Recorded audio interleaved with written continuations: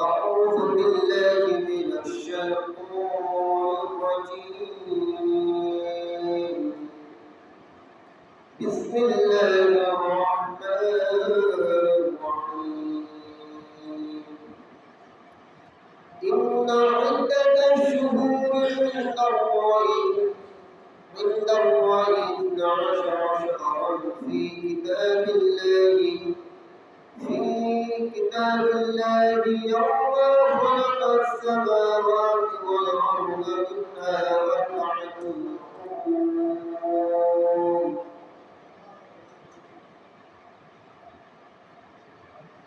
صدق الله العظيم وصدق رسوله النبي محمد الكريم ونحن على ذلك من الشاهدين والشاكرين.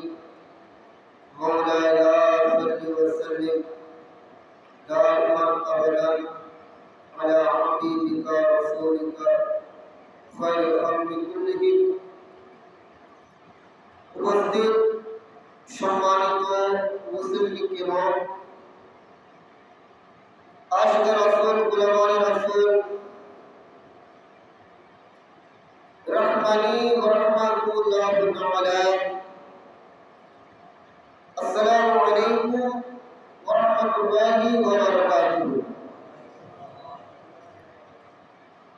আল্লাহ পাক রব্বুল আলামিনের দরবারে শুকরিয়া আদায় করছি যে আল্লাহ পাক রব্বুল আলামিন আমাদেরকে হায়াতে সুস্থ রেখে ভালো রেখে আজকে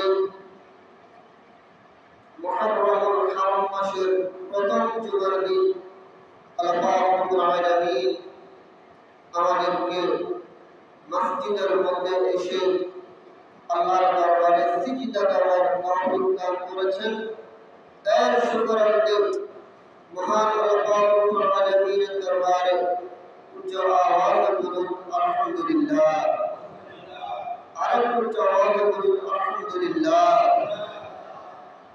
এবং সাথে সাথে রাসূল করিম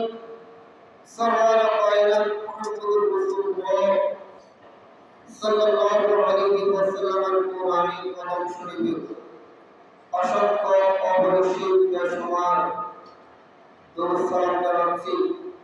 আল্লাহ পাক রব্বুল আলামিন আমাদের সকলের দরুদ সালাম ভুল ত্রুটি ক্ষমা করে দিয়ে আমাদের সবার পক্ষ থেকে আল্লাহর হাবিব সাল্লাল্লাহু আলাইহি ওয়াসাল্লামের নূরানী কদম শরীফে হাদিয়ার পৌঁছিয়ে দিন। সকলে বলুন আমিন।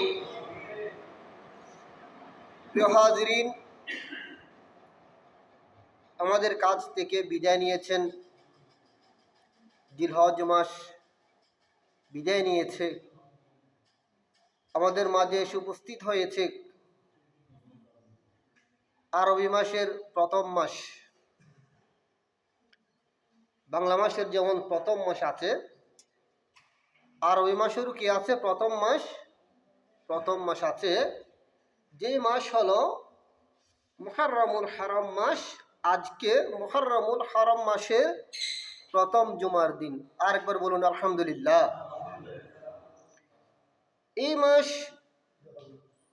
এই মাসের তাৎপর্য গুরুত্ব উলামায়ে কিরাম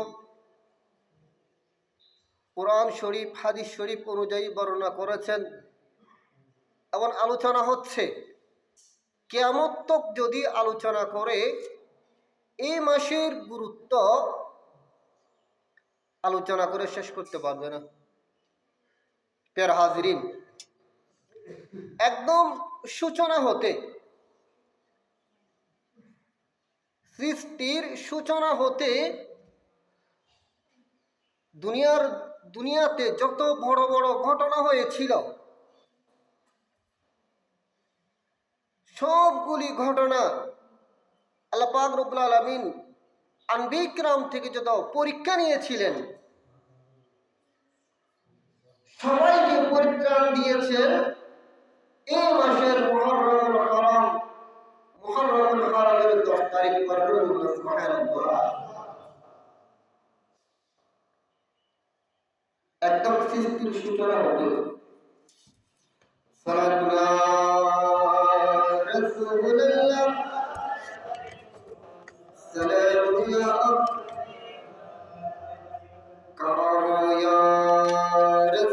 जन्नत करो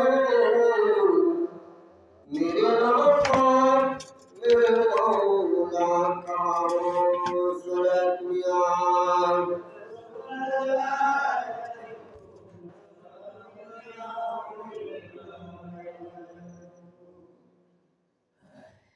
যেমন আসুন হযরত ইব্রাহিম আলাইহিস সালাম, যিনি ইব্রাহিম খলিলুল্লাহ, ওনাকে আগুনের মধ্যে নিক্ষেপ করা হয়েছিল। আল্লাহ পাক রব্বুল আলামিন এই দশর উপর পরিত্রাণ দিয়েছেন। বরকত সুবহানাল্লাহ। ইমাম ঈসা রূহুল্লাহকে, মুসা কলিমুল্লাহ, মুসা আলাইহিস সালামকে এই আশুরার দিন আল্লাহ পাক রব্বুল আলামিন পরীক্ষা থেকে পরিত্রাণ দিয়েছেন। এবং পূর্বে আল্লাহ পাক রব্বুল আলামিন দুনিয়ার জমিনের মধ্যে একটা কিয়ামত সংঘটিত করেছেন, যে কিয়ামত হযরত নূহ আলাইহিস সালাম এর সময়কালে। আল্লাহ পাক রব্বুল আলামিন হযরত নূহ আলাইহিস সালাম থাকাকালীন জমিনের মধ্যে পাবন হয়েছে 40 দিন পর্যন্ত রাত দিন বৃষ্টি বর্ষণ হয়েছিল জমিনের মধ্যে। হযরত নূহ আলাইহিস সালামকে আল্লাহ পাক রব্বুল আলামিন হুকুম করেছেন নৌকা তৈরি করার জন্য, হুকুম দিয়েছেন সংক্ষিপ্ত আকারে একটু করে। হযরত নূহ আলাইহিস সালাম নৌকা তৈরি করেছেন। ওই নৌকা তৈরি যখন করেছেন, সেখানে যে তক্তা বলা গিয়েছে, ওই তক্তার মধ্যে আম্বিকরামের এক একটা তক্তার মধ্যে এক একজন আম্বিকরাম আলাইহিস সালাম কোদের নাম মুবারক ছিলেন। সুবহানাল্লাহ। সর্বশেষ যে তক্তা ছিল, কাঠ ছিল, সেখানে একজন নবীর নাম, যিনি আউয়াল, যিনি আখির, যিনি আমাদের প্রিয় মুস্তাফা মুহাম্মদ রাসূলুল্লাহ সাল্লাল্লাহু আলাইহি ওয়াসাল্লামের নাম মুবারক ছিলেন। তার মানে আমার নবী হচ্ছেন আখিরি নবী। সুবহানাল্লাহ। তৈরি করা হয়েছে। ঘটনাক্রমে সেখানে আর 4টা খাটের প্রয়োজন হয়েছিল। নুজাতুল মাজালিস কিতাবের মধ্যে বর্ণনা করেছেন, এই কথাগুলো আছে। আর 4টা কাঠের ব্যবস্থা করা হয়েছে তক্তা। ওই 4টা কাঠের মধ্যে আখিরি জামানার নবীর 4 জন খলিফা, একজন হচ্ছেন হযরত সিদ্দিক আকবর রাদিয়াল্লাহু তাআলা আনহু, আরেকজন হযরত উমর বিন খাত্তাব রাদিয়াল্লাহু তাআলা আনহু, আরেকজন হযরত উসমান গনি জিন্নুরান রাদিয়াল্লাহু তাআলা আনহু, আরেকজন হযরত মাওলানা আলী শের খুদা রাদিয়াল্লাহু তাআলা আনহু। নাম মুবারক লেখা ছিল। সুবহানাল্লাহ। তক্তা। তো এখান থেকে বোঝা যাচ্ছে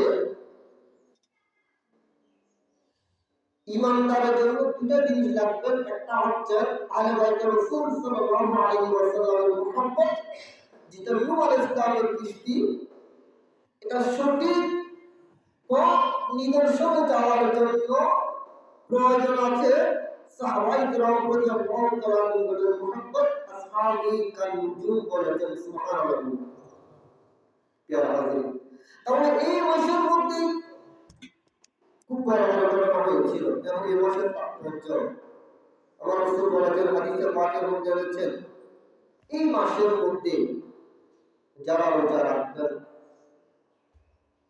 হাদিসে পাকের মধ্যে যেমন সামা ইয়াউমা আশুরা মিনাল মুহাররম, মুহাররম মাসের মধ্যে যিনি রোজা রাখবেন, আল্লাহ পাক রব্বুল আলামিন 10,000 ফেরেশতা ইবাদতের সওয়াব দান করবেন। সুবহানাল্লাহ। কত বড় নিয়ামত! এবং 100 শহীদের সওয়াব দান করবেন। এই মুহররম মাসের মধ্যে যারা রোজা রাখবেন, এভাবে আল্লাহ পাক রব্বুল আলামিন এমন সওয়াব দান করবেন।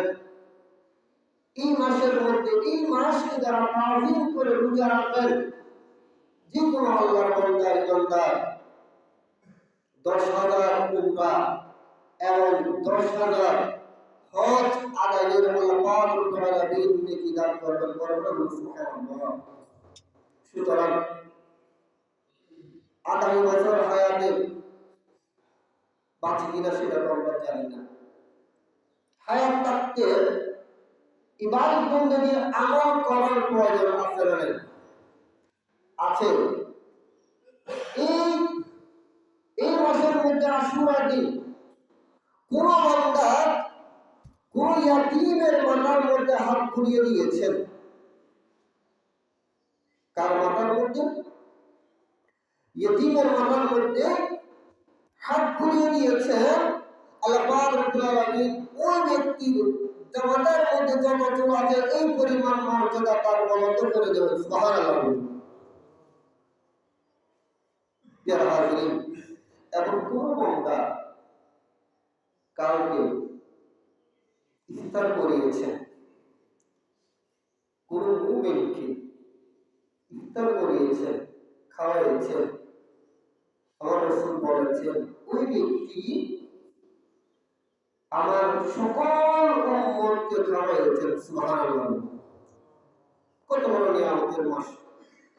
এই কারণে এই মাসের মধ্যে বেশি বেশি রোজা রাখবেন। আল্লাহ পাক রব্বুল আলামিন আমাদেরকে রোজা রাখার তৌফিক দান করুন। সকলে বলুন আমিন। তবে রোজা রাখবেন, দুইটা রোজা রাখবেন। হাদিসে পাকের মধ্যে আছে দুইটা, একটা হচ্ছে অথবা 9-10 অথবা 10-11।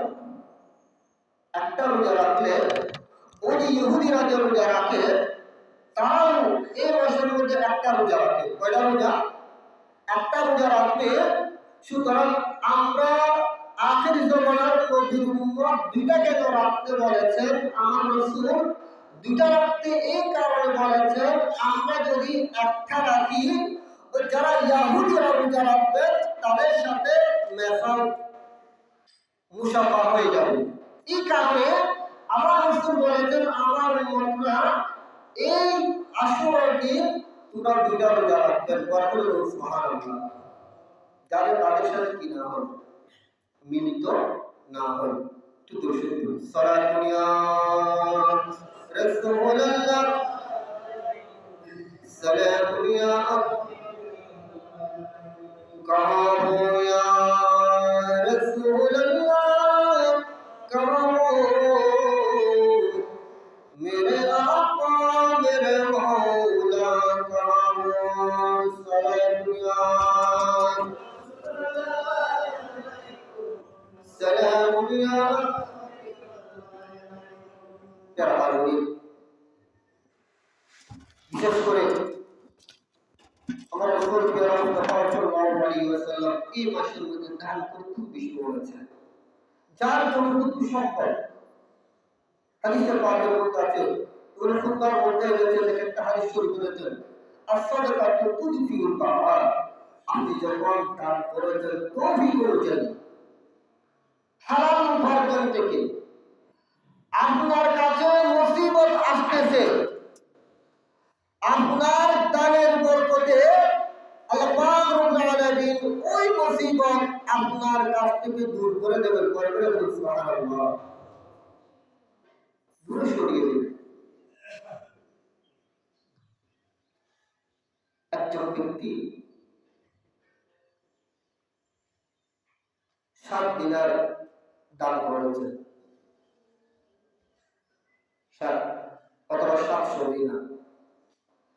হাদিসে পাকের মধ্যে আছে 1 টাকা দান করলে কয় টাকা? 1-10, 1 11-10। তিনি যখন দান করেছেন এই মুহররম হারাম মাসের মধ্যে, দান যখন করেছেন তিনি আশা করেছেন দান করলে আল্লাহ সওয়াব বৃদ্ধি করে দেয়, দুনিয়ার মধ্যে বরকত দেয়, আমিও দান করি। আমাদের নিয়তের উদ্দেশ্যে এটা আছে না, ইন্নামাল আমালু বিন্নিয়াত। আমরা দান করেছি আল্লাহ পাক রব্বুল আলামিন যাতে আমাদেরকে বরকত দেয় সম্পদের মধ্যে, ঠিক না? এটা আমার কথা আমি বলছি, আমি আপনাদের কথা, এটা তো বাস্তব। কিন্তু হচ্ছে না কেন? মুসিবত না? মসজিদ এসে দান করেছি, অসহায় ব্যক্তিকে দিয়েছি, বরকত কেন হচ্ছে না? খুব টেনশনে আছি। দান যখন করেছেন সম্পদের কোনো বরকত নাই, ব্যাপার কি? আল্লাহ রাব্বুল হাবিব সাল্লাল্লাহু আলাইহি ওয়াসাল্লাম দান করলে বরকত হবে বলেছেন। উলামায়ে কিরামের জবানে শুনেছি, মসজিদের ইমাম সাহেবের কাছে শুনেছি, মাহফিলের মধ্যে শুনেছি, দান করলে বরকত হবে। এখন আমি দান করেছি, আমার সম্পদের মধ্যে কেন বরকত হচ্ছে না? খুব টেনশনে আছে, যেভাবে আমরা টেনশনে থাকি সবসময়। কিন্তু আল্লাহর রহস্য আমরা কি বুঝবো? আল্লাহ পাক রব্বুল আলামিন যেভাবে রাখেন আমরা সেভাবে সন্তুষ্ট থাকি, আলহামদুলিল্লাহ। রাজ্জাক হচ্ছেন আল্লাহ। আপনার তকদীরের মধ্যে যেখানে রিজিক লেখা আছে, যা রিজিকের লেখা আছে আপনার কাছে চলে আসবে। চেষ্টাও করতে হবে। আমি শেখতে পারছি না, কারণ আমার হারাম মাস আজকে এই সম্পর্কে আলোচনা করতে হচ্ছে। দান যখন করেছেন বরকত নেই, অপেক্ষা করেছেন দেখি 1 সপ্তাহ চলে গেছে, নাই 2 সপ্তাহ নিয়েছে, বরকত নাই, যেতে যেতে 1 বছর নিয়েছে, বরকত নাই। আরেকজন হুজুর ঠিক সেম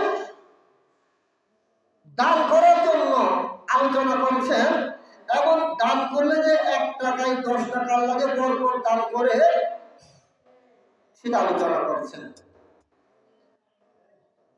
আমি যেভাবে করছি এভাবে মাহফিলের মধ্যে স্বাভাবিক, বিশেষ করে বার্ষিক মাহফিলের দানের আলোচনা চলে, হয় না?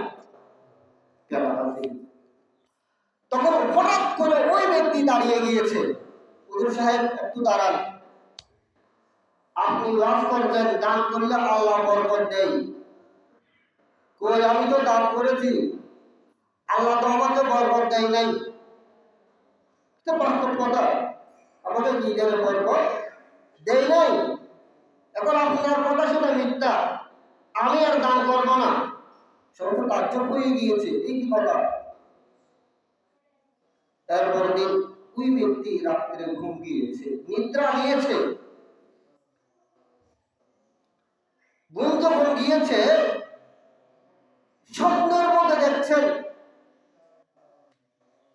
এক ব্যক্তি ওনাকে 7,000 দিনার এনে দিয়েছেন। সুবহানাল্লাহ। 6,000 দিনার, 6,000 দিনার দিয়েছে, 7,000 দিনার। এবং বললেন, শুনো, তুমি দান করেছ, অপেক্ষা করো নাই, সবর দাও নাই, আল্লাহ পাক রব্বুল আলামিন এই দানের জাযা তোমাকে দুনিয়ার মধ্যে দেয় নাই। কারণ কি?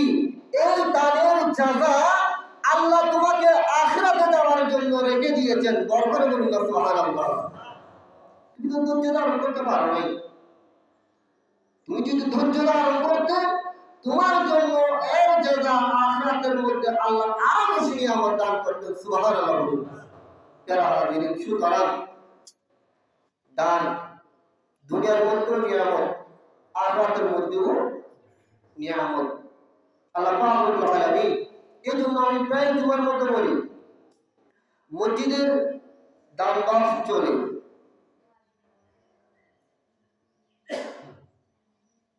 এটা যেটা ইঞ্জিন নাই, ইঞ্জিন ছাড়া চলে, ইঞ্জিন ছাড়া চলে যে এটা মসজিদ একটা। সেখানে 5 টাকা উঠে না। কারণ কি? আমরা তো নতুন জামা গায়ে দিয়ে আসি, টাকা থাকে তো পুরো এটার মধ্যে। আমি আহ্বান করবো, এটা হচ্ছে ইন্স্যুরেন্সের মতো, অন্তত পক্ষে ঘর থেকে আসার সময় 10 টাকা নেবে, মসজিদের দান বক্সের মধ্যে দেবে। এটা আমার জন্য, আপনার জন্য। ওই যে আমরা যখন কবরের মধ্যে চলে যাব, সেখানে আমাদের জন্য নিয়ামত করে বরকত করুন। সুবহানাল্লাহ। সালাতু ইয়া রাসূলুল্লাহ, সালামু ইয়া কামু ইয়া রাসূলুল্লাহ, কামু मेरे आका मेरे मौला कामु। सालातु इया सालामु इया তেরা হাজিরিন। এই কারণে যে কতগুলো বিষয় আছে, যেমন আল্লাহর হাবিব সাল্লাল্লাহু আলাইহি ওয়াসাল্লাম আজকে খুতবা শরীফের মধ্যে এনেছেন, তাকরীর করছেন, আলোচনা করছেন। আমার রাসূল নির্দেশ দিচ্ছেন, এটা সাহাবায়ে কেরামদেরকে নয়, আমাদেরকে কিয়ামত পর্যন্ত আমার নবীর উম্মতদেরকে হুকুম দিচ্ছেন। আমার রাসূল বলেছেন, ইগতানি খামসান ক্বাবলা খামসি। আমার নবী বলেছেন যে তোমরা গনিমত মনে করো 5টা জিনিসকে। কয়টা জিনিসকে? 5টি বিষয়কে মূল্যায়ন করো শেষ হয়ে যাওয়ার পূর্বে, কমে যাওয়ার পূর্বে সেটাকে মূল্যায়ন করো। একটা হচ্ছে কি? শাবাবাকা ক্বাবলা হারামিকা। একটা হচ্ছে তোমার জওয়ানকে, তুমি যখন যুবক সেটাকে মূল্যায়ন করো বৃদ্ধ হওয়ার পূর্বে। তার মানে কি? সে যুবক অবস্থায় মূল্যায়ন করবো, মারামারি করবো, জুলুম করবো, অত্যাচার করবো, আরেকজনের মাল ধ্বংস করবো, সেটা না। তোমার জীবনকে তুমি মূল্যায়ন করো, তোমার হায়াতকে সঠিক কোরআন সুন্নাহর পথে পথে তুমি পরিচালিত করো। তোমার যখন শক্তি থাকে, তোমার শক্তির কারণে যাতে আরেকজন ইমানদার ভাই কষ্ট না হয়। মসজিদে যখন আযান হয়েছে,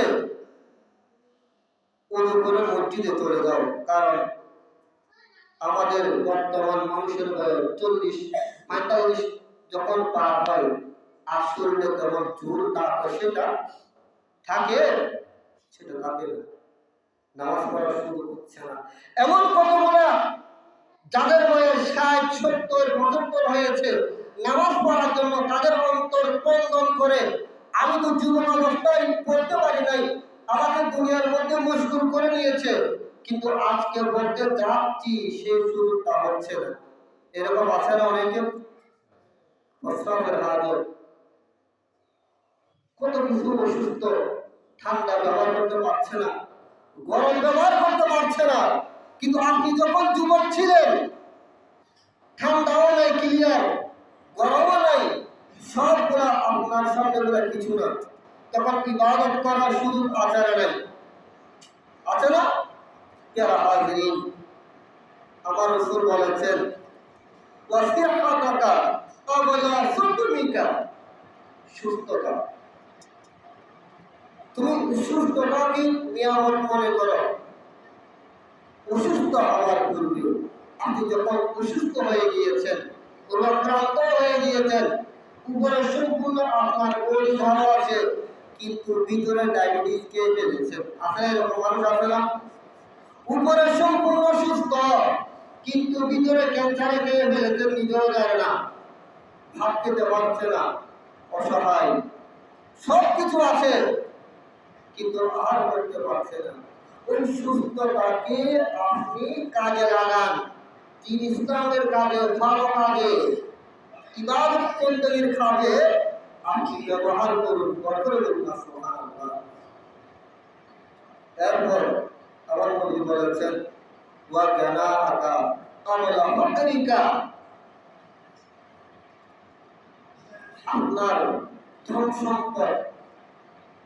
সম্পদকে গরিবের মনে করেন, মূল্যায়ন করুন, তখন ফকির হওয়ার পূর্বে, আপনার মাল সম্পদ চলে যাওয়ার পূর্বে আল্লাহ রাব্বুল আলামিন মানুষের জীবনের মধ্যে সবসময় একরকম চাই না, একরকম চাই, একরকম যে চিন্তা করুন, চাঁদের 1 মাসের মধ্যে 15 দিন চাঁদ থাকে আর 15 দিন অন্ধকার, এরকম না? ঠিক মানুষের জীবন সব সময় টাকা পয়সা সেম আয় রোজগার করতে পারে না। এমন একটা সময় আসবে আপনি দৈনিক 1 লক্ষ 2 লক্ষ আরো বেশি খরচের অবসর নেই, কিন্তু আবার এমন একটা সময় চলে আছে একবেলা ভাত খাওয়ার টাকাও থাকে না, এরকম আছে না? অসংখ্য মানুষ এরকম।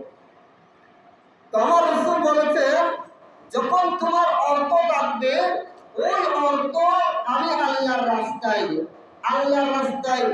তোমরা ব্যয় করো, দান সদকা করো, তোমাদের জন্য এটা মূল্যায়ন করো। আমার আল্লাহর রাস্তায় যখন দান করবেন, তখন এটা দুনিয়া এবং আখিরাতের মধ্যে কল্যাণ কামিয়াবি নসিব হবে। আলহামদুলিল্লাহ। আরেকটা আমার রাসূল আরো বলেছেন, ওয়া ফারাগাকা আওয়ালা শুগুলিকা, আপনি যখন দুনিয়ার মধ্যে জড়িত হওয়ার পূর্বে, দুনিয়াটা আপনাকে মশগুল করে ফেলবে, জড়িত করে ফেলবে, টেনশন দেবে, আপনার ছেলের টেনশন, মেয়ের টেনশন, পরিবার বাজার টেনশন, দুনিয়ার টেনশন, জায়গা জমিনের টেনশন, এক সেকেন্ড ঘুমটা বেজে সে কারো শান্তির মধ্যে নাই, শুধু চিন্তায় আছে কোন দিকে কি করবো। আল্লাহ রাসূল বলেছেন, উম্মত সেদিকে মশগুল হওয়া যাওয়ার পূর্বে তুমি যখন ফ্রি থাকো, ক্লিয়ার থাকো, তখন সেটাকে মূল্যায়ন করো, আমি আল্লাহর রাস্তায় ব্যয় করো, আমার জিকিরের মধ্যে ব্যয় করো, আমার রাসূলের দর্শনের মধ্যে ব্যয় করো। বড় করে বলুন সুবহানাল্লাহ। আমার রাসূল ৫ম নম্বর বলেছেন, ওয়া হায়াতাকা ক্বাবলা মাউতিকা, তোমার হায়াত আমি আল্লাহ হায়াত দান করেছি, তো দিনের মধ্যে লিখে দিয়েছি কে কয় বছর দুনিয়ার মধ্যে থাকবে। এমন কতগুলো বান্দা আছে যে মায়ের পেট থেকে জন্মগ্রহণ করেছেন, আবার সাথে সাথে মারা গিয়েছে, আছে না? এরকম আছে না? নাই? 5 বছরের বাচ্চা মারা গিয়েছে, 10 বছরের বাচ্চা মারা গিয়েছে, এমন যুবক ভাই আছে ঘর থেকে বের হয়েছি, মসজিদের মধ্যে এসেছি। আচ্ছা, আমরা মসজিদ থেকে বের হতে পারবো সেটা বলতে পারবো? সেটা সম্ভব না, অসম্ভব না। যখন আল্লাহ ডাক দিবে আমাদেরকে তখন চলে যেতে হবে। এই হায়াত এটাকে মূল্যায়ন করতে বলেছে, হায়াত এটাকে কাজে লাগো। কারণ কবরের মধ্যে যারা চলে গিয়েছে তারা কখনো আমাদের সাথে মসজিদের মধ্যে নামাজ আদায় করতে আসতে পারবেন? হাজার চেষ্টা করলেও আমাদের পাশে যারা ঘুমিয়ে আছে এরা কখনো সুযোগ হবে না মসজিদের মধ্যে এসে নামাজ আদায় করতে হবে। সুতরাং আল্লাহ পাক রব্বুল আলামিন আমাদেরকে হায়াত দিয়েছেন, আমরা মসজিদের মধ্যে আসতে পেরেছি, এই হায়াতটা আমাদের জীবনের কাজে লাগাতে হবে। যেমন অসংখ্য যুবক ভাই এটা আলোচনা করতে হচ্ছে, ইয়াবা সেবন করছে, যেগুলি স্বাস্থ্যের জন্য খুবই নেশা করছেন। সুতরাং আমাদের হায়াতকে সেদিকে যাওয়ার জন্য না, গুরুত্বপূর্ণ হায়াতকে আমাদের ভাড়াটা কোন দিকে দিচ্ছি আজকে মুহররম হারাম মাসের মধ্যে, সেটা শিক্ষা ইমাম আলী মাকাম আমাদেরকে কি শিক্ষা দিয়েছেন কারবালার জমিনের মধ্যে, ওই শিক্ষাগুলো আমাদেরকে নিতে হবে। আমাদের হায়াতটা আল্লাহ রাসূলের রাস্তার মধ্যে যখন অতিবাহিত করব, তখন দুনিয়ার মধ্যেও আমাদের জন্য কল্যাণ এবং আখিরাতের মধ্যেও আমাদের জন্য কল্যাণ হবে। বরকত করুন সুবহানাল্লাহ। সালাতুন ইয়া রাসূলুল্লাহ सलाम या कहाँ हो या रसूल अल्लाह, कहाँ हो मेरे आका मेरे मौला, कहाँ हो सलाम या।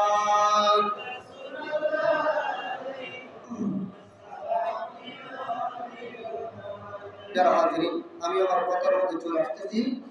তাহলে এই দিনটা মুহররমুল হারাম মাস, খুব গুরুত্বপূর্ণ মাস। এই মাসের মধ্যে আমি রোজার কথা বলেছিলাম, রোজা রাখবেন। কয়টা রোজা রাখতে হবে? দুইটা। কয়টা? দুইটা রোজা। এবং হাদিসে পাকের মধ্যে আছেন এই মাসের মধ্যে 10 তারিখ আমরা ফাতিহা দিই। আমরা ফাতিহা দিই না? মুরগি জবাই করি, হ্যাঁ, তাই হাত দ্বারা আমরা করি, কতগুলা যারা মিষ্টি থেকে আমরা এগুলা খাই। এটা হচ্ছে সুন্নতে আম্বিয়া। সুবহানাল্লাহ। আম্বিয়া কিরাম হযরত নূহ আলাইহিস সালামের সুন্নাত আমি সংক্ষিপ্তভাবে আলোচনা করছি।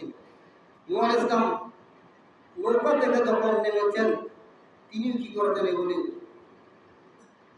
দানা সবাই খেয়েছে, আম্বিয়া কিরামের সুন্নাত। এবং সবচাইতে হাদিসে পাকের মধ্যে এনেছেন যে ব্যক্তি এই মাসের মধ্যে এই দিন তার পরিবার বর্গকে ভালো করে খাওয়াবে, ভালো করে তিনি খাওয়াবেন, মান ওয়াসা আলা আয়ালিহি, যিনি পরিবার বর্গকে রিজিক ফারাগত করবেন, খাওয়াবেন, ফি নাফাকাতিহি, ব্যয় করবেন, ফাতিহা দেবে। এগুলো তেমনি খাচ্ছে না, ফাতিহা দিয়ে খাচ্ছে না। আমরা ফাতিহা দিই না। ফাতিহা দিলে আমরা কি করি? আলহামদুলিল্লাহ শরীফ, ঠিক আছে না? আলহামদুলিল্লাহ শরীফ, সূরা ইখলাস শরীফ, কুরআন শরীফ থেকে যারা যারা আছে, হ্যাঁ, অগাইরা, এগুলো তেলাওয়াত করি। আচ্ছা, আলহামদুলিল্লাহ শরীফ, সূরা ইখলাস শরীফ 3 বার পড়লে এক কলম কুরআন শরীফের সওয়াব হবে না? কয়বার? এক কলম 3 বার সূরা ইখলাস শরীফ তেলাওয়াত করলে এক কলম কুরআন শরীফের সওয়াব। আলহামদুলিল্লাহ বলেন। তো হুজুর ফাতিহা দিতে গিয়েছে 3 বার সূরা ইখলাস শরীফ, সূরা ফাতিহা শরীফ, দরুদ শরীফ করে মুনাজাত করে দিচ্ছেন। তো এগুলি কি করছেন? আমি যেগুলো করেছি, যে ফ্যামিলির মধ্যে এসেছি, ওই ফ্যামিলি থেকে যেগুলা যারা দুনিয়া থেকে চলে গিয়েছে, আল্লাহ তাদের কবরে পৌঁছিয়ে দেব। ফাতিহা দিয়ে খাচ্ছি, সুতরাং এগুলো সওয়াব না? এগুলো সওয়াব না? এগুলো সওয়াব। কিন্তু আমার রাসূল বলেছেন ইয়াউম আশুরা ওয়াসা আল্লাহু আলাইহি সাইরা সানাতিন, তখন আল্লাহ পাক রব্বুল আলামিন আপনি যখন ফাতিহা দিয়েছেন, খেয়েছেন, এর বরকতে সারা বছর আমার আল্লাহ পাক রব্বুল আলামিন রিজিকের মধ্যে ফারাগাত বরকত দান করেন। সুবহানাল্লাহ। প্রিয় হাজির, আরেকটা বিষয়, 10 মুহররম, এই ফাতিহা আমরা যারা সুন্নি তা মনে রাখতে হবে। ফাতিহা কারা করে? বিশেষ করে যারা সুন্নি তারা 10 মুহররম পালন করে। আর যারা খারেজি, আমার কথা স্পষ্ট, যারা খারেজি আব্দুল হক মসজিদের অনুসারী, তারা মুহররম মাসের মধ্যে মুহররম মাস পালন করে না। কারণ কি? খারেজিরা আহলে বাইত রাসূল সাল্লাল্লাহু আলাইহি ওয়াসাল্লামকে মানে না। কারা মানে না? যারা খারেজি, তারা আহলে বাইত রাসূল সাল্লাল্লাহু আলাইহি ওয়াসাল্লাম তারা মানে না, ঘৃণা করে। আর আবার অন্যদিকে যারা শিয়া, তারা মুহররম মাস আসলে বেশি বেশি পালন করবে। আপনারা দেখবেন মিডিয়ার মধ্যে চাবুক মারবে, পিছনে চাবুক মারবে, বুক ছাপ্পাবে, হাই হাই হাই হুসাইন, হাই হুসাইন, হাই হুসাইন করবে, কালো পোশাক করবে। আর কিতাবের মধ্যে আছেন 10 মুহররম কালো পোশাক পরা পর্যন্ত নিষেধ। কারণ সেটা সুখ প্রকাশ করা হয়। কি প্রকাশ করা হয়? শিয়ারা আহলে বাইত রাসূল সাল্লাল্লাহু আলাইহি ওয়াসাল্লামকে মানে স্বীকার করে, কিন্তু পক্ষান্তরে আবার সাহাবায়ে কেরাম রাদিয়াল্লাহু তাআলা আনহুকে অস্বীকার করে। সুতরাং দুইটার মধ্যে দুইটা দোষ। আর আমরা যারা সুন্নি ইমানদার, আমাদের হৃদয়ের মধ্যে কলিজার মধ্যে সাহাবায়ে কেরাম রাদিয়াল্লাহু তাআলা কোনের মুহাব্বত আছে এবং সাথে সাথে আহলে বাইত রাসূল সাল্লাল্লাহু আলাইহি ওয়াসাল্লামের মুহাব্বত আছে। দুইটা মিলে হচ্ছেন ঈমানদার। আলহামদুলিল্লাহ বলেন। এই কারণে আমরা এগুলো পালন করি। সুতরাং আল্লাহ তাআলা যেগুলো আলোচনা করেছি সেখান থেকে আমাদেরকে আমল করার আল্লাহ তৌফিক দান করুন। সকলে বলুন আমিন। এবং যত গুমরাহ আছে, বাতিল ফিরকা আছে, তাদের থেকে আমাদের ঈমান, আমল, আকীদা আল্লাহ হেফাজত করুন। সকলে বলুন আমিন। ওয়া আখিরু দাওয়ানা আলহামদুলিল্লাহি রাব্বিল আলামিন। আসসালামু আলাইকুম ওয়া রাহমাতুল্লাহি ওয়া বারাকাতুহু।